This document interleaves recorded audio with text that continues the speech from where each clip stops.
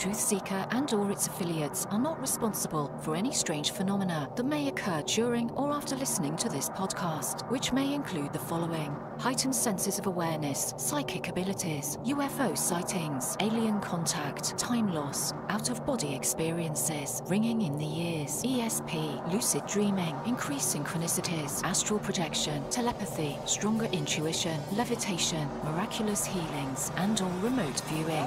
Please be advised to listen at your own discretion.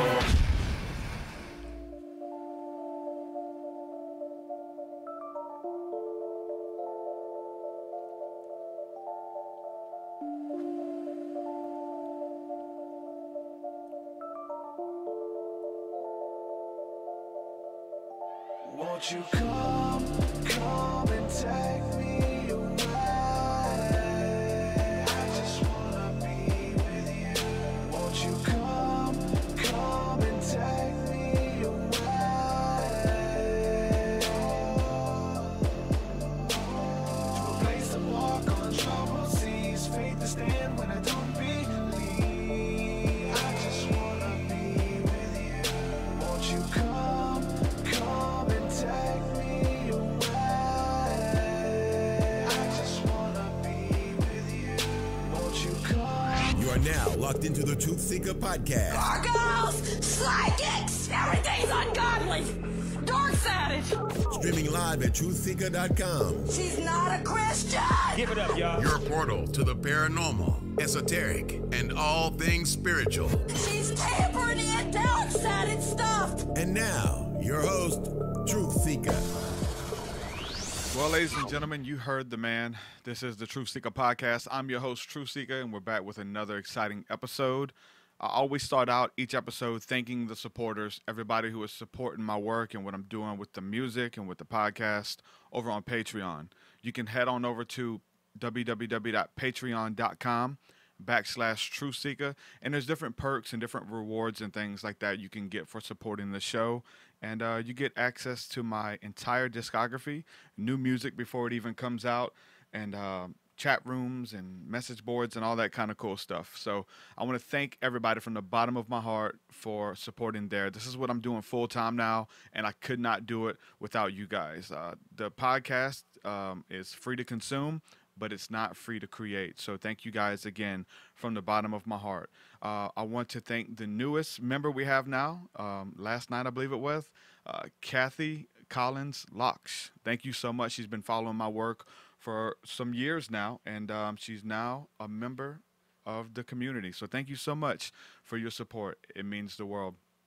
You guys know that on this podcast, we talk to everybody, all walks of life, all faiths. I just like to have interesting people on the show and talk about their stories, have interesting discussions. And today is going to be this exact same thing. Somebody very interesting who I've been following their work, and ran into her work through the Vice documentary. So I was laying in bed watching Vice on YouTube the other night and seen this documentary, this interview of her work and what she does, and it's going to be a very exciting episode. So today's guest is none other than Judy Messoline. Judy, welcome to the show. How are you?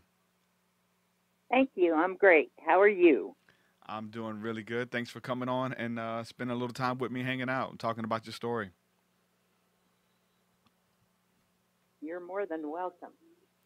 All right, so Judy is in Hooper, Colorado, and I guess what she's noted for right now, all the documentaries, the interviews and things like that, is talking about the UFO Watchtower, and she has a website, which is UFOWatchtower.com. So talk a little bit about that. What is that, a UFO Watchtower? I moved to the Valley, San Luis Valley, in 1995 to raise cattle. But from the time I'd moved here, all I heard were UFO stories from the locals. And I'd just giggle and say, we need a UFO watchtower, never thinking I would ever do it. I struggled with cows for 4.5 years because they don't eat sand real well. And it got to the point I just didn't have the money to feed them anymore. So I had to sell the herd. I was working at the gas station up in Hooper, and one of the farmers was in one day. And I was telling him about my dilemma. I said, I had to sell the cows, but I don't want to sell my land. And he said, well, you need to put up that UFO Watchtower. You'd have fun. So I did. It's a dome building, has a platform that goes around it. When you get up, and the platform's only 10 feet high, but when you're already at 7,600 feet, you don't need to be much higher. But it gets you up off the lay of the land. And when you get up on the tower, you've got a 360-degree view of the valley. Thus far, we've had 145 UFO sightings from the tower since we opened in 2000. I personally have seen 27 of them, and just phenomenal. And you have to think about it from the standpoint from I had never seen anything prior to opening. I never expected to. Then we started having the sightings, and I'm going, oh my God, what have I been missing out on?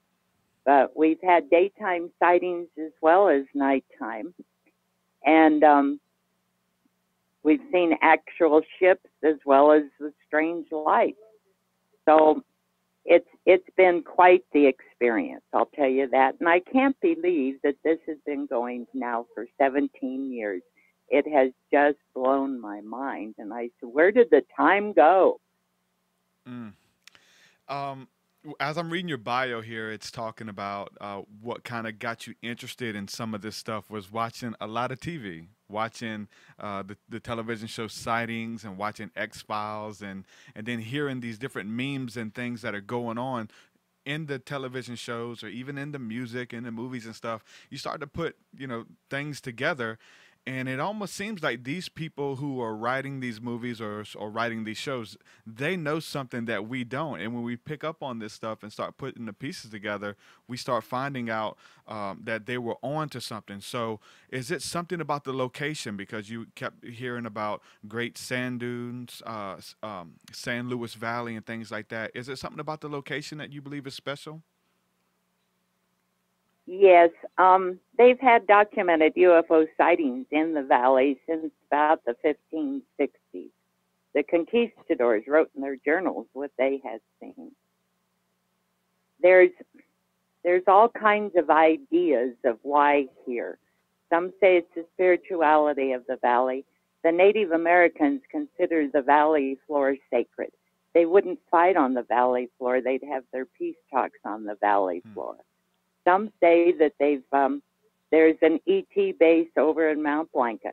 It could be. There's lots of activity over there. And we have actually seen planes fly into that mountain. So I don't know what's in there, but maybe someday we'll find out. Others say it's the vastness of the valley because it's so large and not highly populated. I was reading a magazine from Great Britain, and it said that the majority of their sightings was where there were hot water wells. That makes sense to me because we have the geothermal water from one end of the valley to the other. So what somebody would need from another world with the geothermal water, I don't know unless they're following the fault line, which that makes sense as well. Mm-hmm. So talking about a UFO watchtower and creating almost a UFO sanctuary, like this special place that you can come to have an encounter, to meet with the divine, because I know you guys tie spirituality in with it, which is so beautiful. When I started having my experiences going out sky watching and seeing craft and seeing ships, or what we could call ships that seem to be alive and seem to morph and change and travel back and forth from what we call heaven to earth, and seeing all of these things that just blows your mind. When I started having these encounters, I had a crew of guys over here, and we went to work on my backyard, and we cut down all the trees so that I had a clear view of the night sky in my backyard, and essentially created my own UFO sanctuary that we can go and meditate and watch the sky and try to make contact, essentially asking for a sighting. So that's what kind of you know what I'm saying, drew me to your work as well. It's like, okay, you actually did it. You built it. You took the time to do that, and it's awesome that you're doing it. And you actually let people come in. People come in and stay. I know you guys do bed and breakfast and stuff like that as well, right? Correct. We have a campground. And I'll tell you what's really been cool about this whole thing is that we have found that people who have had experiences, they can come and talk to them with us, and we don't make fun of them. You know, where if they go to the general public and try to say, well, I saw such and such, and somebody will say, what were you drinking or what were you smoking? You know, and we don't do that. We have very open minds, Yeah. and we hopefully want people who come to have an open mind as well. Oh, Now, yeah. personally, I think that that the people from another world, I think they're in a different dimension than we are, and that's why they can pop in and out at will. And whether that's true or not, I don't know, but it sure makes sense how they can be there 1 second and gone the next. I get this notion from just studying the way things work in the world and the government and stuff like that, and seeing videos from outer space of laser beams being shot from Earth and being shot up at the stars or at moving objects in space, and then those objects will turn around and leave when a laser beam is shot up at them. Very compelling footage. I get the notion that, and I want to see if you agree with this, that some of these ships, when they come in, you know, the government doesn't want us to see these guys, where they will try to send. I've seen UFOs during the day, and they were there. They told me to look at it. It was some telepathic communication that said, "Hey, look over here. This is where this plane is flying." I look over, and where a jet was flying was right towards a UFO that was just posed there, a sphere in the middle of the day. As soon as I seen it, I was like, "Is that a UFO?" It disappeared. It let me see it, and then it left. I have this feeling that the government doesn't want us to know that they're there and doesn't want us to make contact. Do you have any information on that? No, but I really feel that you're on the right track. We've seen them as well. In fact, I saw one time. It was following a jetliner, and this silver orb appeared behind the jetliner and was bouncing off the jet stream. And all of a sudden, it's gone. You know, it's the same when you you call the media and you say, hey, we just had a UFO sighting. And boy, they put it on their newscast and everything. And then you never hear about it again. And I think these folks are hushed up by the government. The government doesn't want us to know what's going on, which is kind of the pits, because if in fact they are there, and if in fact they are trying to help, why does not the government, why don't they pursue that? Why don't they let them help us? Yeah, that really is the dilemma. And if they are the good guys, because I really believe that the craft that are out there are the good guys. Like every interaction I've had, the people that I'm involved with, and people who are going out pursuing contact of the fifth kind, the CE5 initiatives, to go out in an open field to meditate and to pray, to get oneself prepared to have an encounter.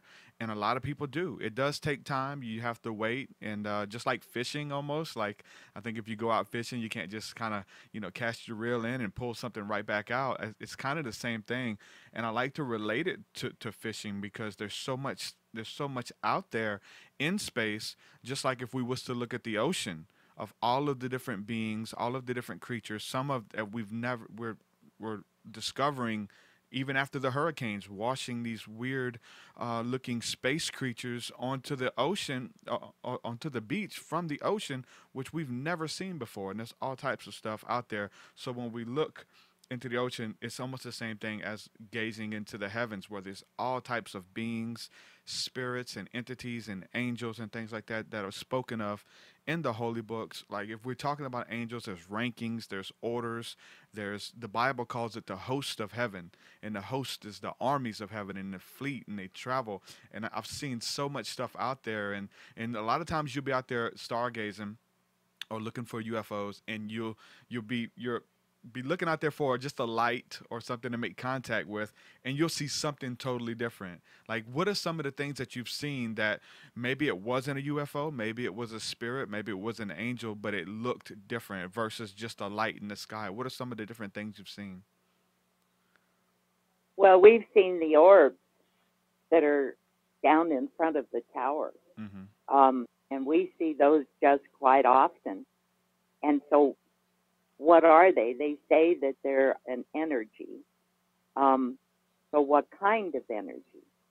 You know, we've seen, we had some campers report last summer 3 different times of seeing these green figures illuminated in a green light running through the place. We had a paranormal group come, and they stayed at the B&B, and they went over to the tower in the middle of the night, and they said that they saw a figure illuminated in a green light standing out there. Well, they thought I had put something out there, because I do that. I decorate things around the place. And I hadn't put anything out there. They came back the next morning to see, and nothing was there. So, again, there's some kind of an energy there. And I think they are trying to make contact. We have a garden in the front of the tower, and they call it the Healing Garden. And it's a place for people to go and meditate and relax and kind of get into themselves. I've had psychics tell me that we have 2 large vortexes there. And they described a vortex as a portal to a parallel universe, or an opening.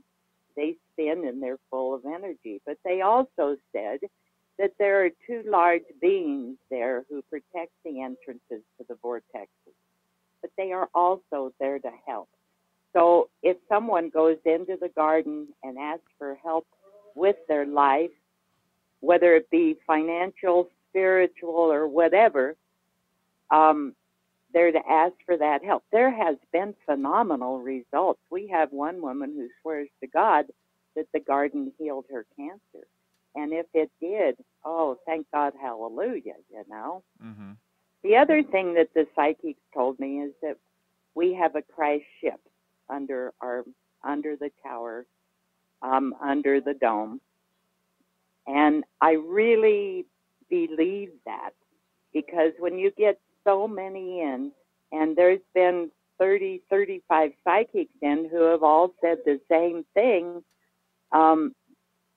you start believing it. And, you know, my grandson said to me one day, I had to run up to the post office, and he watched the shop for me while I was gone.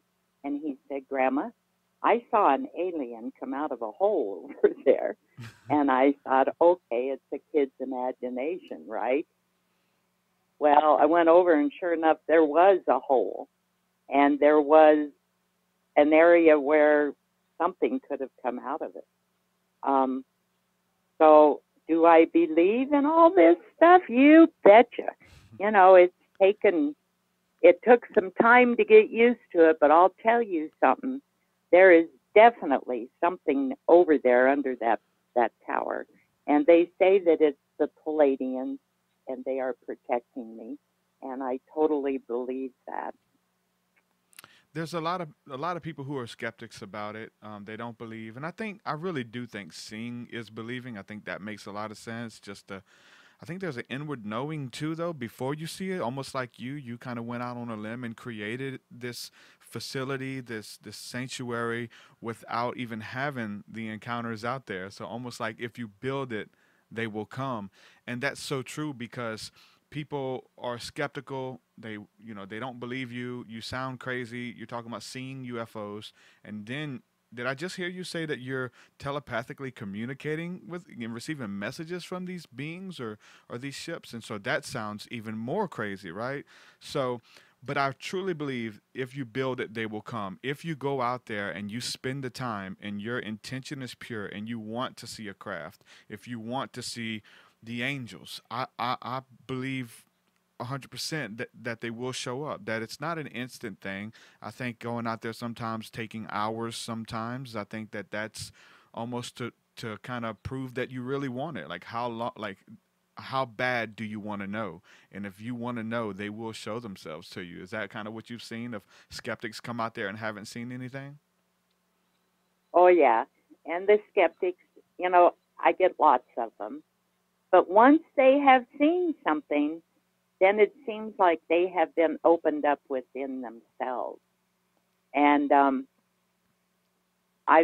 we tell people to go out in the garden to feel the energy, and I've got folks who say, well, I'm a skeptic and I don't believe in this stuff. And I tell them, just open yourselves, walk through the garden and feel the energy that's out there. And 9 times out of 10, every one of them has felt something. So, yeah, if you want it, you have to want it, and you have to be open enough in your heart to accept it. What were some of the sightings that you've seen? And I know that I know because I've went out, I spent much time as well, and you've seen a lot at this point. And so in the beginning, everything's new. It's different stuff coming, but then it's like, okay, I've seen it, and you have to keep the newness alive. You have to keep the newness of it there.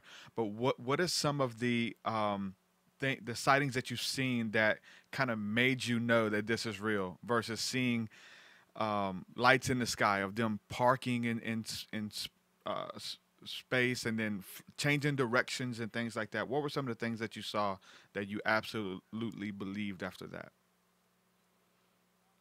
We've seen a cigar-shaped one, and that one just moved really quickly in front of us. It was 11 o'clock at night. We had over a dozen people there. Everybody saw it.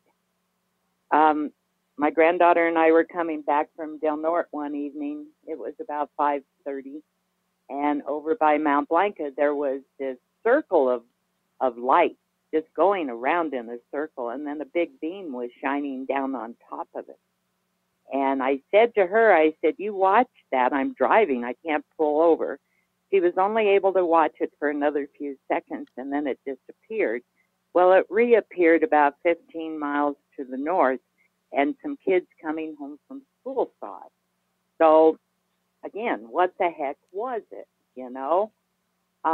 I don't know if you're familiar with Kenneth Arnold, but he was a pilot, and they did a painting of him in 1947 showing the ships that he had seen.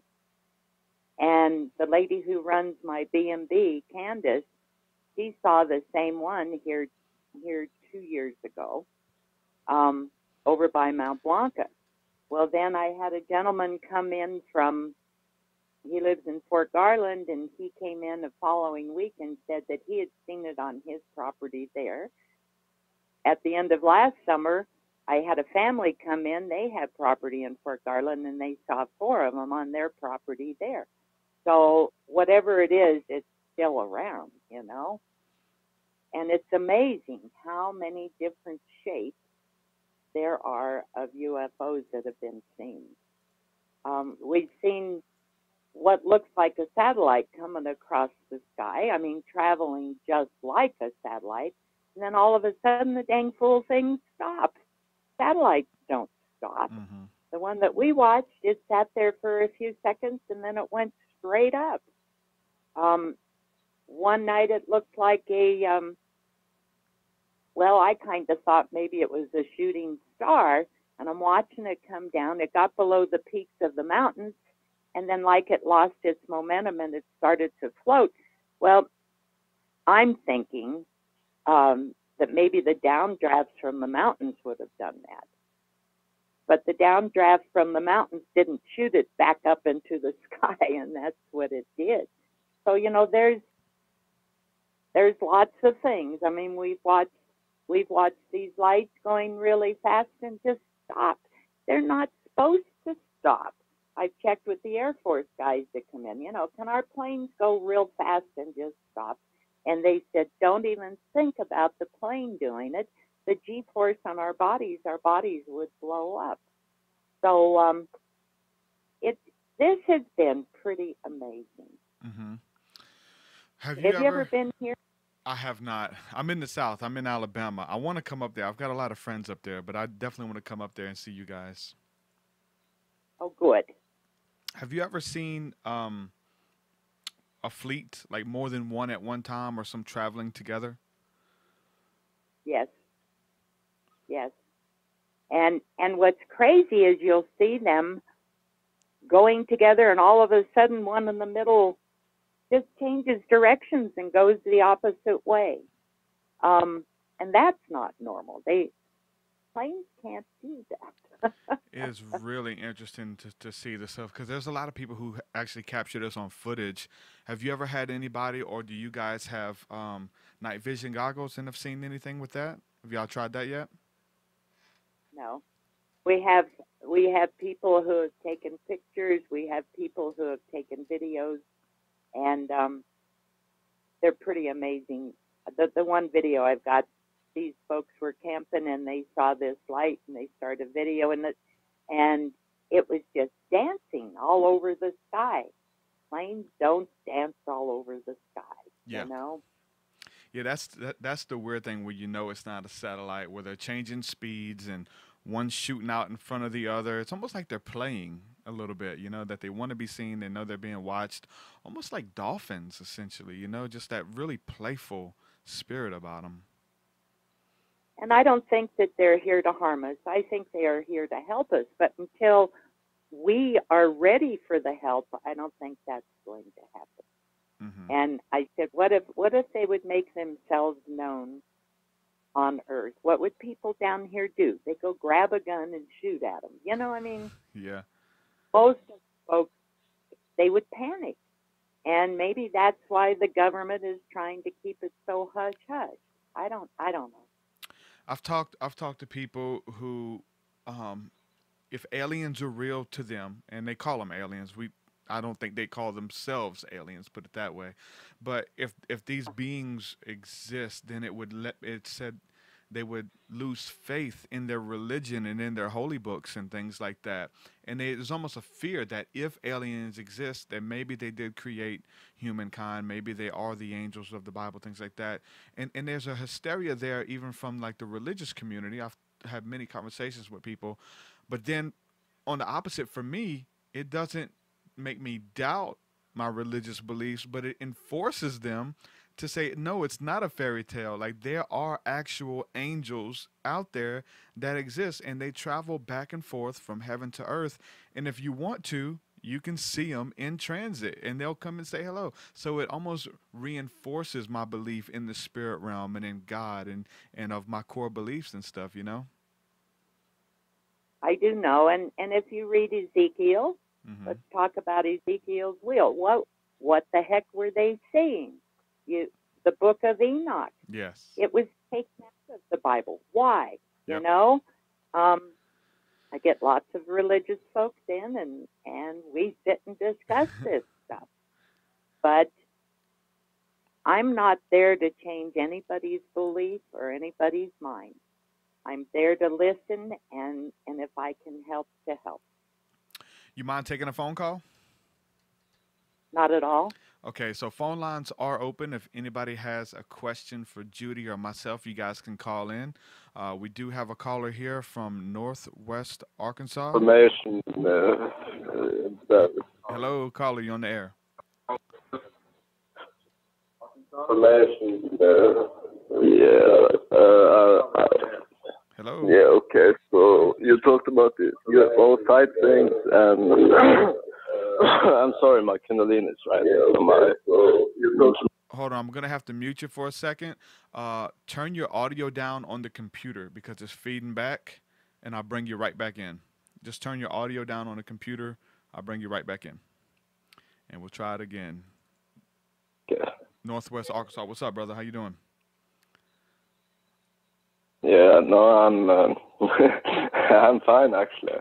All right, bro. You got a Looking question forward or for a comment? the future, for the. It's kind of hard, but I've been a lot on your songs, and we have been communicating a bit telepathically, both with you and Janiga the Baptist. Uh-huh. Yeah, we just did that interview a couple of days ago. We had him on the show. You called in during that show or no? No, but I'm jamming with you on your songs, Oh, that's what's up, and we man. have this telepathic vibe. Thanks so much, man. Do you have a question for Judy? No, but Any UFO encounters or anything you'd like to share? Yeah, I could say that I'm not a normal human being myself, and I'm actually being held trapped by the government as we speak. But I'm just waiting for my DMT to reach her so I can escape. Okay. Well, hey, man. Give us a call back whenever Judy's off the air, man. We'll go into a little detail about that. Appreciate you calling, man.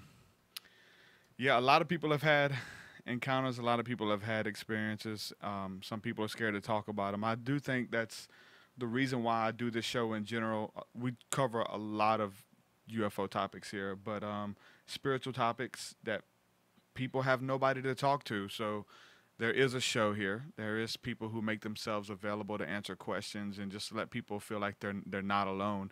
Because like you were talking about, people think you're on drugs. I know how many times I've heard that where I was doing podcasts from, and I was still involved in a lot of religious circles, and I would go around these people or go to meetings, and they would say what you said. I want to know what you're smoking. What were you on? I want what you have. And it's like, nothing. Like, I'm being quite honest, and you don't have to have anything. And that was one thing that when we would go out and I would have my own encounters and I would try to take groups of people out who were intrigued to want to go out. And that's one thing I told them is like, they want to drink beer, they want to smoke herb or whatever. I'm saying, okay, you guys can do that, but not out here. Let's don't give any room for that because people say y'all were drinking and smoking and doing drugs, and we want to make sure this is real. What are some of the expressions on people's face when they see this stuff for the first time? Are people just having their whole lives changed when they have these encounters? I think so. It certainly gives them something else to think about besides all the troubles of the world, But they can't get over what they've seen, and then they try to rationalize what it was, and which I did the same thing, but there was no rationalization, no excuse for it, no. So once it gets through their mind that possibly there is something else out there besides just us. And I'm certain that there is something out there besides just us. Have you ever seen any activity with the constellations? Because I'm sure you guys have a great view. Is there any, because I've heard people say that they see them traveling like the Big Dipper, that like these beings or UFOs will travel and almost outline them, or I've seen them go into star systems and disappear. A lot of activity with Orion. Are you guys noticing anything with the constellations? Like they're doing a dot to dot,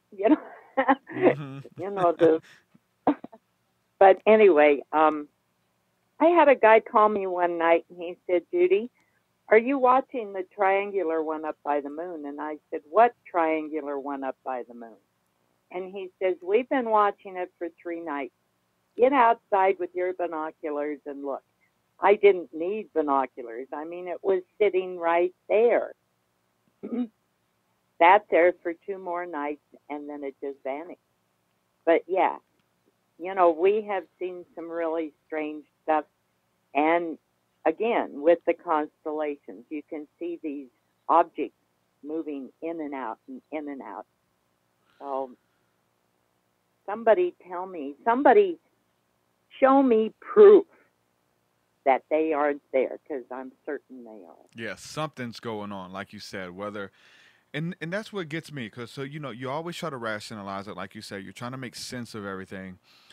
Okay, so let's say it's the government. Let's just say it's the government testing out this new equipment or interstellar travel or something. You're just seeing, back engineered craft. It takes another turn when I bring up the telepathic communication that they're communicating, right? And that just throws a whole wrench into that for me, or a satellite. I don't think a satellite is going to communicate a thought or an idea or an awe of creativity or spark this interest in you. What are some of the stuff that you've seen? Is there a message there? Is there like a impression? It's almost like they want us to return to the arts, to be creative, to enjoy life, to love one another. Like, these are the messages that we receive when we see these craft and stuff. Are you picking up on stuff like that? I don't know if it's a voice or just an inward knowing that you get from seeing these ships. Yeah, I'm certain they're trying to get us to love one another and spread love and peace throughout the world. And if we can get some of this horrible stuff out of our society, everybody should open their hearts. They should have respect for other people. They should have respect for themselves. But they need to get the violence out of society. And once that happens, then maybe, just maybe, we'll get to have contact. I don't think everybody's waiting for government disclosure. There's people who have rallies and meetings that want the government to admit to what's going on. I personally think that disclosure is going to happen through the people like ourselves who are making contact, who are having visitations, and it starts there and it just progresses. But what do you think about the government actually coming out making a statement about it? Do you think that that will ever happen or anytime soon? Well, I just don't know. I said I hope it happens in my lifetime, but may not. It's like Hillary Clinton said, "You elect me, I'm opening the UFO files." Obama says, "Before I leave office, I'm opening the UFO files." Well, that still hasn't been done. The Prime Minister of Canada, he publicly said, the United States has been working with extraterrestrials for eons. Why can't they tell us that they're working with them? Are you familiar with Sylvia Brown? Yes. Oh, yes. Well, she wrote a book called The Secrets and Mysteries of the World. In there, she talks about extraterrestrials. And she says that they look just like us and they're already walking amongst us. And maybe they're already here trying to get things settled. But will it happen? I'm ready for it to happen. Mm-hmm. I had a young man in, and he said that his grandfather was the chief investigator for Project Blue Book. Have you ever seen Project Blue Book? I've seen documentaries on it, and yeah, I'm pretty. But where they've got all of this dialogue going on in there, they have blacked out sentence after sentence after sentence. So you really didn't get anything out of it. But he said his grandfather could not discuss what was going on with that. And he said his grandfather was on his dying bed and said to him, "You believe it, it's real."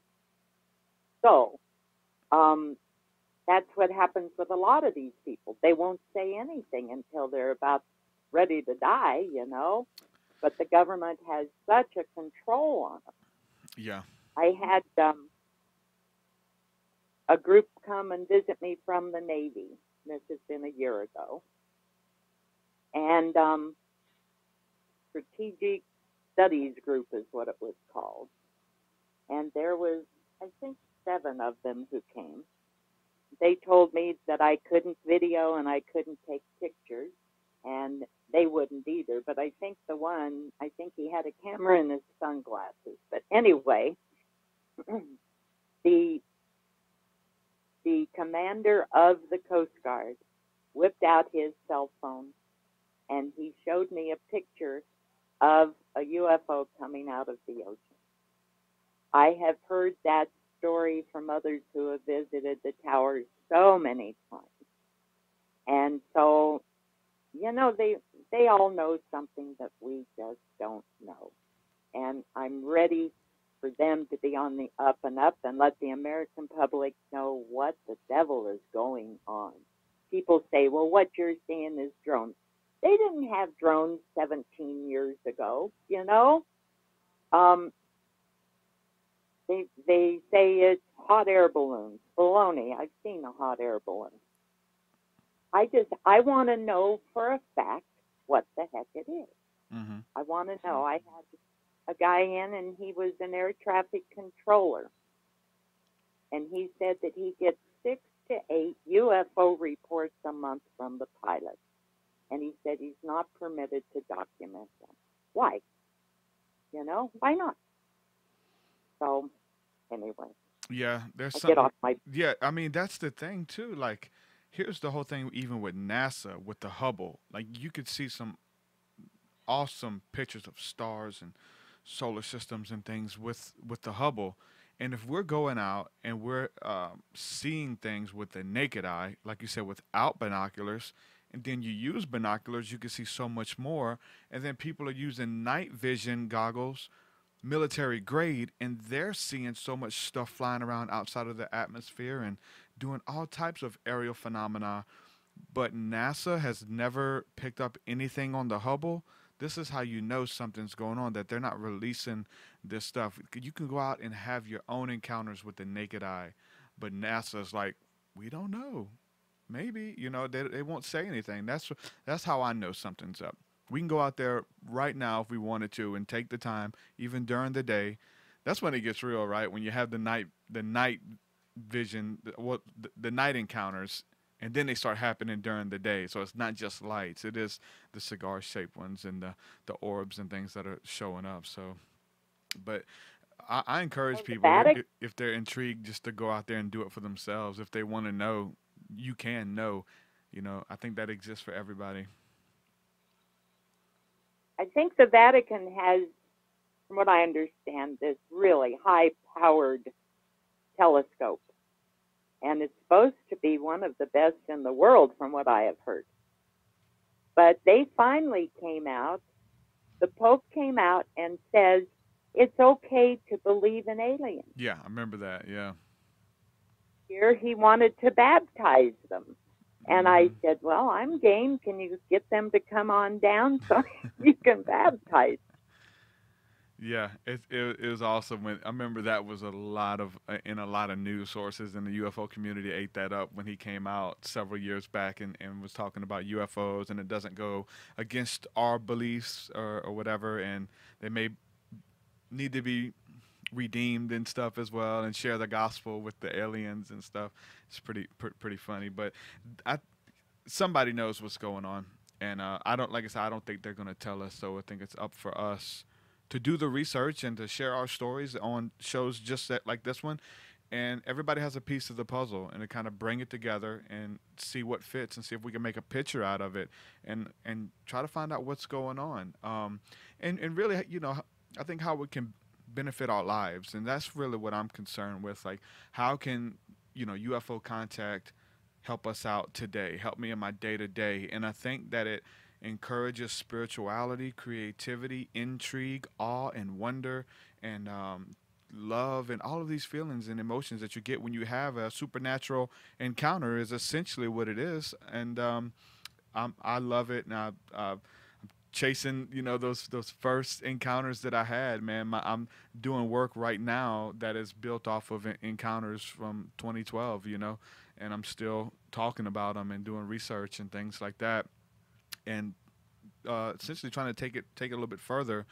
As we come upon the end of the show, talk a little bit about funding and how people can help you guys build, how you guys help keep you guys in business, and what you offer and everything that's there. Like, how are you guys able to stay afloat and continue building what you guys have? Because it's a really beautiful facility. Everybody definitely needs to go to the website as well. That's UFO Watchtower.com. I know she has a book as well, that crazy lady down the road. She has a book available and some other t-shirts and products and things like that. But talk a little bit about how people can get behind you guys and help and even come out and visit.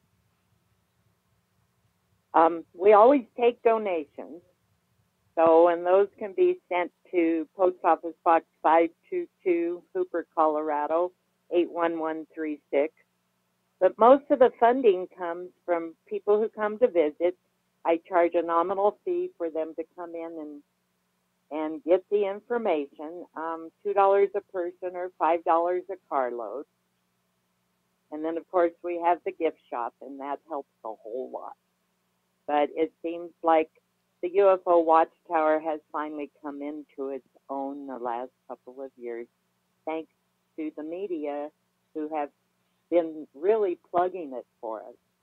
And if anybody is really interested, they should go look at that Vice video. Yes. Vice did a marvelous job on that video. Yes. So, but come on down to the San Luis Valley in southern Colorado and see us. We're on the Cosmic Highway 17. I got some friends up that way. I'm definitely going to send them your way. The Vice documentary was awesome. They did it justice. Sometimes Vice can be divisive. Sometimes they can be divisive.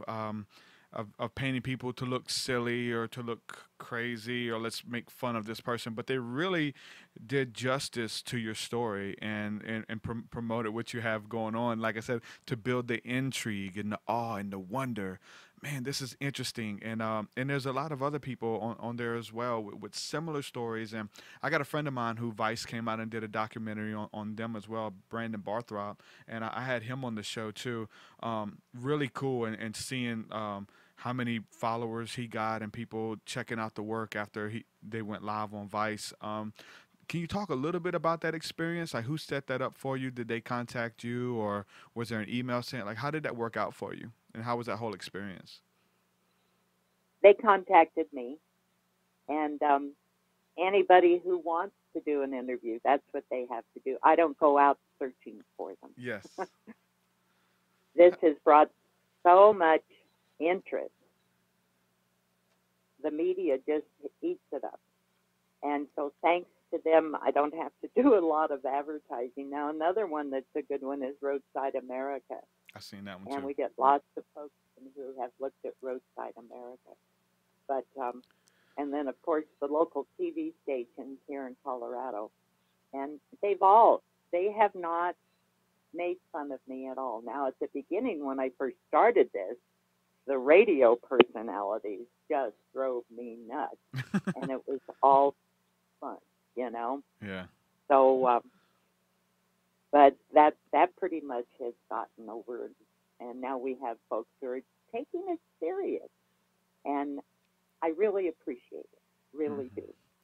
Well, thanks for coming on and hanging out with me. We'll try to send some people your way. Definitely go there and purchase the book. And if you guys are looking for a retreat, a center, you want to make contact, it helps to get with people who are already making contact and they know what to do, the protocols and things like that. It's, you know, there's a lot of serious work that goes into it. It is a lot of spiritual work, and I've seen a lot of documentaries where people go out to see a UFO and they get with different communities and different people, and they go out and they have they see UFOs, but they have a life-changing experience with the spiritual side of it and the work that goes into it. And I've read your work. I've read some of the people that you guys are involved with and seen footage and videos of you guys doing the spiritual work and the prayer and the meditation and stuff like that in the garden that you guys have. And it's just so beautiful. Keep up the positive work and the energy. And thanks so much for coming on to hang out with me. I appreciate it. Thank you so much, Derek. All right. Thank you, Judy. Bye-bye. Bye-bye. Judy Messoline, ladies and gentlemen. Got it right. Yeah. Make sure you guys go check out her work. If you guys are this far into the interview, you're still listening, there's got to be some type of intrigue there, right? I think I did it justice as far as using those words. That's what it was for me. The intrigue, the creativity, everything that you see coming from my way at this point was birthed from some really amazing supernatural encounters with UFOs. And just to kind of address a little bit the whole UFO community and stuff like that from the religious standpoint, man, I still catch a lot of flack from my Christian friends. I have a lot of Christian friends who are still in the church or trying to be accepted by the church community and things like that. And they can't be themselves, right? I have friends who smoke marijuana, who drink almost on a nightly basis, but they would never let their Christian brothers and sisters catch them doing that ever. Like, they know that they'd chop their head right off. And so I really love being myself and having and other people who are just comfortable in their own skin, like John Illuminati Congo, like the caller mentioned. We interviewed him last week, and he's a beautiful brother. But to see somebody in being their authentic self, and it drives you to envy, man. To do what they love to do for a living, and to pursue the passions that they have, and be okay with it. It says so much. And I preface that to say that some of my friends who are in the church realm, who are into drugs or into alcohol and different things like that, and there's nothing, I'm not downing it. I'm downing it because they point the finger at me and say that, they're like, yeah, I like a lot of what TruthSeekah talks about, but the whole alien things I don't get. I don't get the infatuation with aliens. Aliens could be demons. Aliens could be this. And so I think we've done the research. I think we're pretty well versed in the scriptural references of supernatural encounters with angelic beings to know that they take many shapes and forms. And like I said earlier, aliens, I don't even like using that word. I use it in my art, but I don't even like using that word, but because they don't call themselves aliens. Like, hey, what's your name? Oh, we're the aliens. How are you? No, it doesn't work like that. Not at all.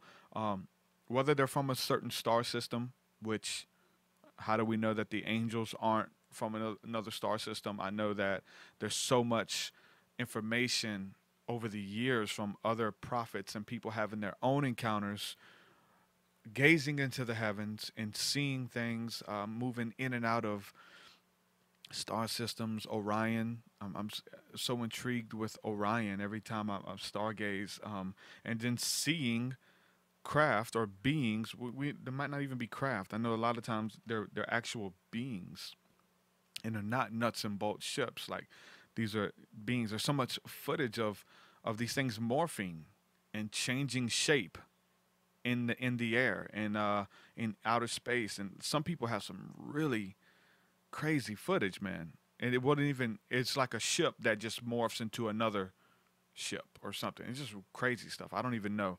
But I do know that the scriptures talk about the seraphim. And she mentioned the book of Enoch earlier. The book of Enoch talks about that the angels of the Most High are as a flame of fire. They're made out of the fire of God. The word seraphim itself is translated the fiery ones or the fiery serpents. In the book of Psalms, it says that the Lord maketh his ministering spirits, his warring angels, as a flame of fire. So that kind of reiterates what Enoch's talking about. And Hebrews repeats that, the book of Hebrews. So it talks about these fiery beings. Enoch talks about they have the ability at will, when they're in heaven and they travel at the speed of light or faster than the speed of light, they look like fire. And as they will, they can come to earth and take upon the appearance of men. And Hebrews talks about, like she was talking about as well, looking like people. Hebrews says that we entertain angels unaware. We don't even know it. We're having interaction with angels. Messengers is what the word angel means. They come with a message, with a spirit, with a vibration, with a thought form And all of this stuff is beautiful, and it's just different layers, man. If we look at the different hierarchies of angels, and we don't even talk about aliens, just keep it angelic, keep it biblical. If that's what you want to do, we can do that. And if we do that, then there's so much mystery and intrigue. But I think that they're interlocked. I think that we are able to go out and see angels traveling back and forth. It tells us that in the scriptures. It tells us that I believe it's Jeremiah, I want to say, that talks about the angels traveling back and forth. And it talks about them answering prayers and carrying prayers and all types of roles that the angels do and they operate. And Enoch goes into a lot of detail about it. The book of Enoch is mentioned of in the book of Jude in the Bible. And you guys have heard me say this before, but my intrigue is like, I'm a biblical theologian. I get into the scriptures. I've studied them for years. I know them in and out. And I don't know them like an expert. Like, I have to quit studying them. There's just so much. Every time you read it, there's something new in those scriptures, and you get a deeper understanding. If you don't study the E.T. phenomena, if you don't study Enoch, you're not going to understand the Bible. You're not. The Bible isn't one book anyway. The Bible is many books and letters and writings that were collected and put together into Bible, Biblios, or the little book. So many books put together. Letters collected from church, sent to churches and collected to put in a book. So there's other books that are mentioned in the Bible. And I'll need to do probably a show on this or just a teaching just to kind of give you guys the references, because I have all the research. I have everything printed out and all the studying. This was early stuff for me, being able to do this. And so to understand that the book of Shemaiah the prophet, that's mentioned of in the Bible, the book of Edu the prophet, the book of the wars of the Israelites, the book of Jasher, the book of Enoch, all of these are quoted by prophets and quoted by sages. And I'm interested in what was in those books. The book of giants, all kind of stuff mentioned of in the Bible. I can show you this stuff, and I'll probably do a video on it. So with all that being said, it's like, it gets deep.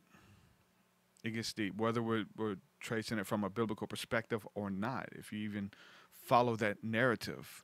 But I know it's getting popular now. Like, the book of Enoch is very popular now. Remember some years ago when we were getting into it, it was like, oh, stay away from that book. But now they teach it in many churches. Like, you know, I remember seeing several years back, and it was so awesome because I am a Benny Hinn fan. I do appreciate a lot of Benny Hinn's teachings about the Holy Spirit and spending intimacy with God and things like that. So I remember watching an episode of I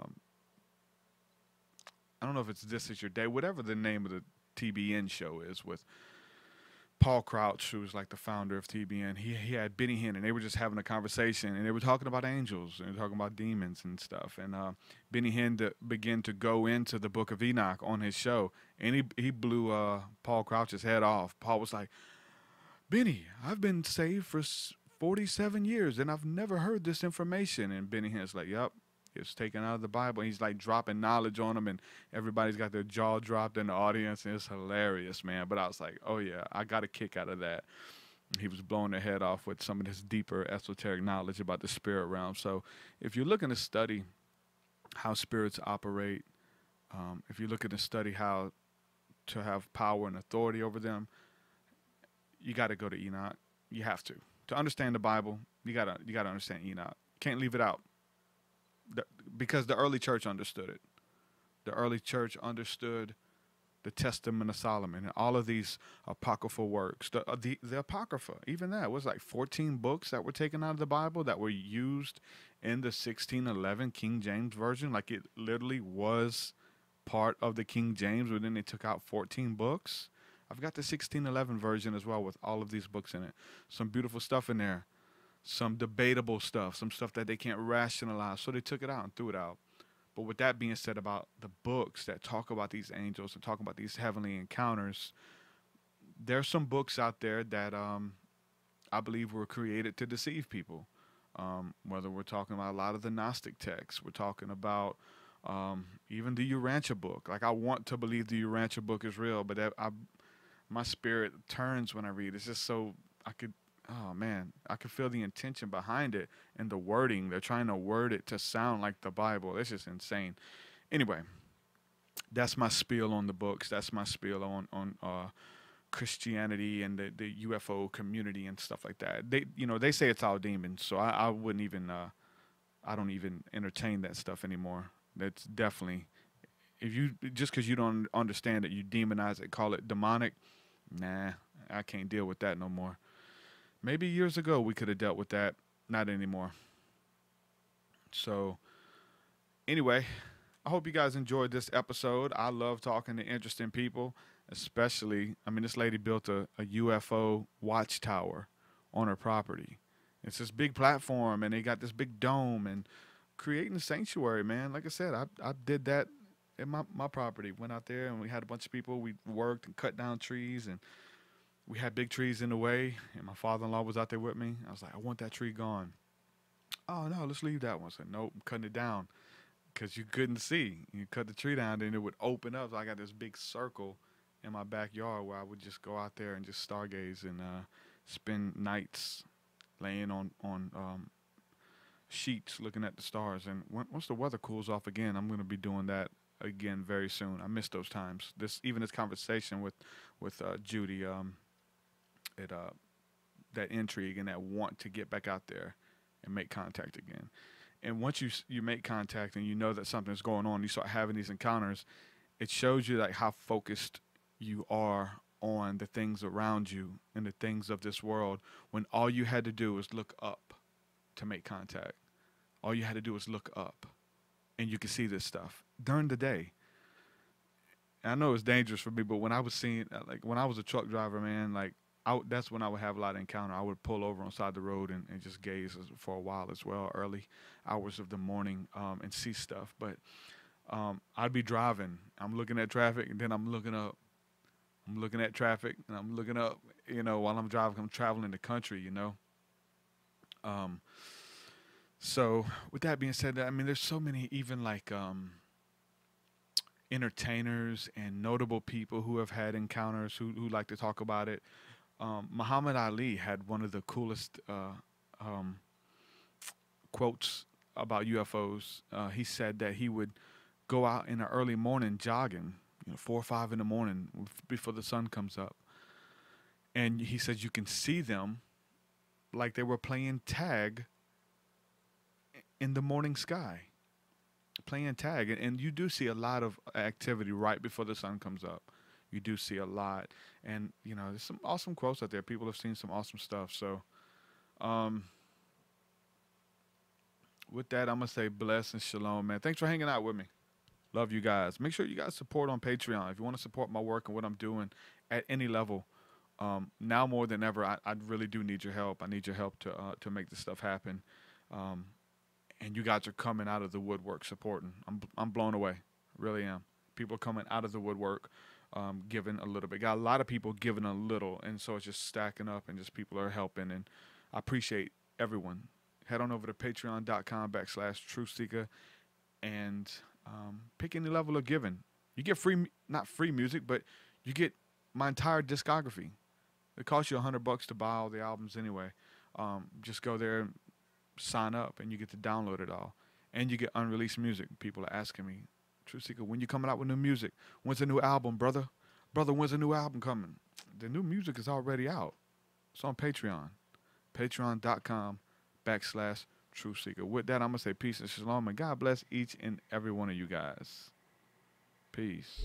Your way so much higher than mine, so much higher than mine, so much deeper than mine, so much deeper than mine. Well, that does it for this episode, folks. To hear more episodes of the TruthSeekah podcast, head over to TruthSeekah.com. And if you're wanting to support the show and get rewards, go to our Patreon page at patreon.com/TruthSeekah.